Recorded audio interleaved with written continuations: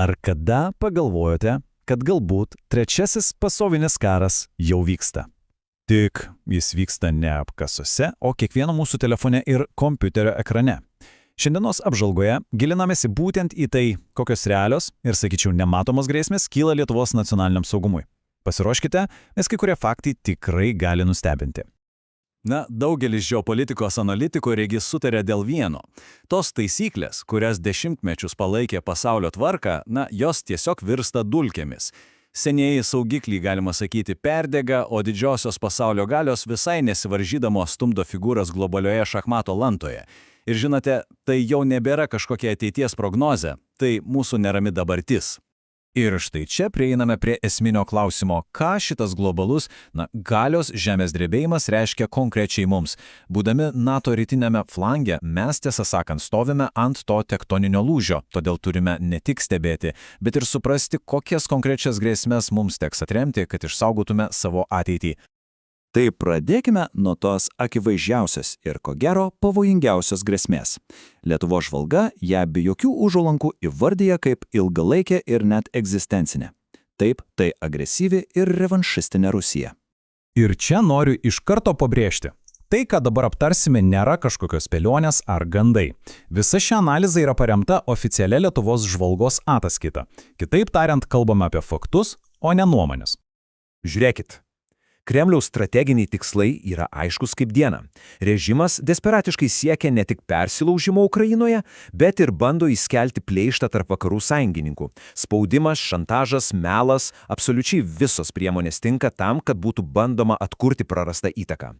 Ir štai čia, ko gero, didžiausias paradoksas. Nors patiria milžiniškus nuostolius Ukrainoje, kraujuojanti Rusija ne tai, kad silpsta, bet atvirkščiai. Ji ruošiasi ilgalaikiai konfrontacijai su NATO. Ji reformuoja kariuomenę, telka pajėgas Kaliningrade ir prie pat mūsų sienų. Tai yra labai aiškus signalas, kurio mes tiesiog negalime ignoruoti. Žvalgybos vertinimo viską lems laikas. Priklausomai nuo to, kaip klostysis įvykiai Ukrainoje, Rusija savo karinę mašiną gali atkurti per 3 iki 10 metų. Tai yra kritiškai svarbus laiko langas. Kiekvienas mėnuo, kurį vakarai delsė stiprinami savo gynybą, yra tiesiog dovana agresoriui. Tačiau karinė grėsmė nėra vienintelė. Dabar pereikime prie kitos, nemažiau pavojingos fronto linijos – hibridinių karo. Hibridinis karas – tai tarsi virusas, kuris atakuoja ne kūną, o visuomenės imuninę sistemą. Jo tikslas – neužimti miestus, o pasėti abejoną, nepasitikėjimą ir baimę. Iš esmės, tai yra kova dėl to, kuo mes tikime. Vienas pagrindinių hibridinio karo mūšio laukų – tai kibernetinė erdvė. Priešiškas valstybės nuolat bando įsilaužti į mūsų ligoninių, elektrinių ar bankų sistemas. Tik įsivaizduokite, kas nutiktų, jei vieną dieną tiesiog dingtų elektra visoje šalyje. Tai, patikėkite, jau nebėra fantastinio filmo scenarijus. O kas ypač kelia nerimą, tai kad technologijos, kurios atrodytų turėtų kurti geresnį pasaulį, pačios tampa ginklu. Dirbtinis intelektas priešiškoms grupuotėms leidžia rengti atakas masiškai, greitai ir svarbiausia pigiai. Mes lenktynėjame nebe tik su žmonėmis, bet ir su algoritmais.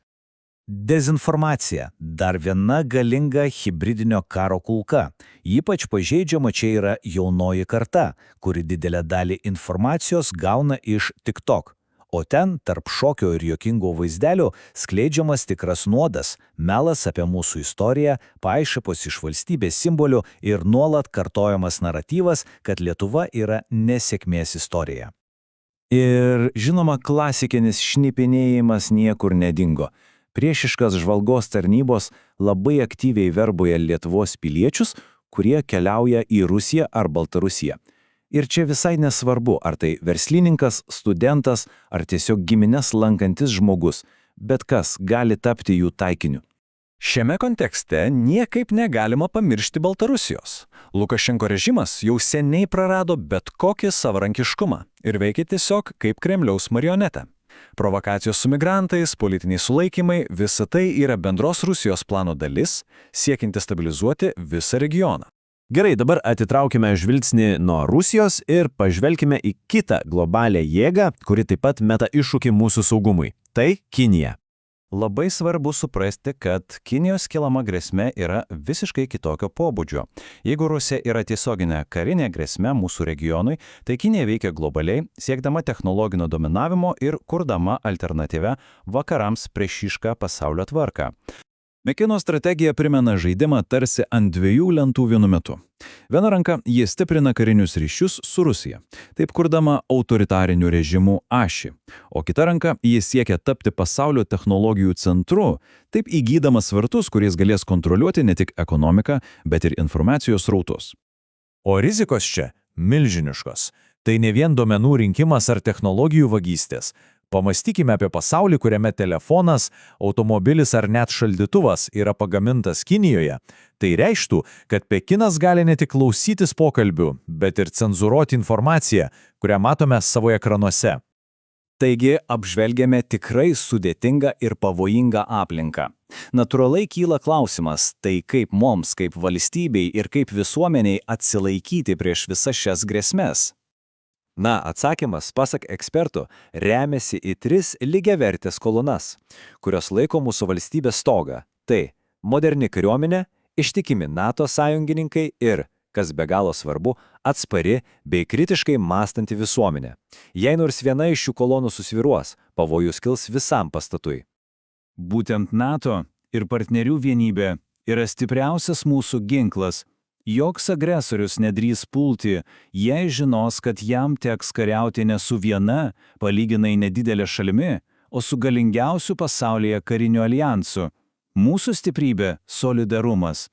Ir pabaigai, klausimas, į kurį atsakymą turime rasti visi kartu.